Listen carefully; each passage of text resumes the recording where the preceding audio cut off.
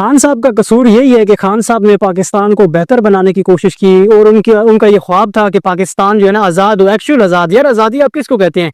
जब आप आज़ाद होते हैं ना तो आप अपने फैसले अपने मुल्क में करते हैं, ठीक है। तो यहाँ पर जितने भी फैसले होते हैं वो आप बेहतर समझते हैं कहाँ से होते हैं और कौन हमारे ऊपर किन का फुली कंट्रोल है, ठीक है। वो बच्चा बच्चा जानता है, ठीक है। तो खान साहब ने करप्ट लोगों को जो है बेनकाब किया और वो ऐसे ऐसे लोगों को खान साहब ने बेनकाब किया यार, जो बहुत पावरफुल लोग हैं और जिनका नाम भी पहले जुर्म समझा जाता था लेना ना।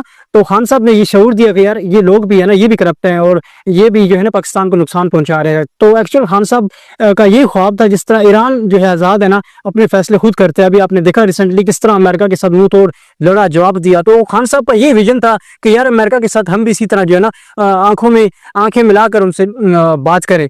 बट ये पॉसिबल नहीं है। खान साहब तो क्या ये 1947 से लेकर ये करप्ट लोग जो है ना ये निज़ाम इसी तरह चलाते आ रहे हैं। तो आई थिंक ये अभी पॉसिबल नहीं है कि जल्दी से ठीक हो जाए।